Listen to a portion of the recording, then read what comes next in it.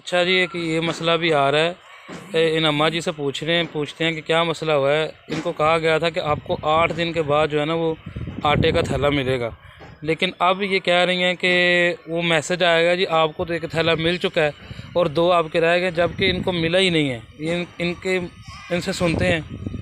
हाँ जी अम्मा जी दसो की आंदे ने तुहानू? कहते सन कि 8 दिन बाद आइयो ते हुण उन्होंने मैसेज करिया कि हुण नहीं तुहानू लभना, तुहाडे बई कोई नहीं हुण एक तुहानू वही लभ गया, तुहानू मिल गया, 2 रह गए। सानू एक भी नहीं मिला।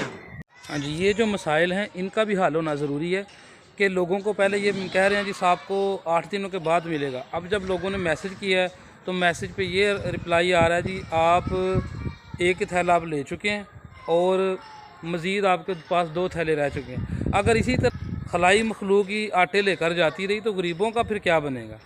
गरीबों के नाम पे आटा भी जो है वो खलाई मखलूक ले जाना शुरू हो गई है।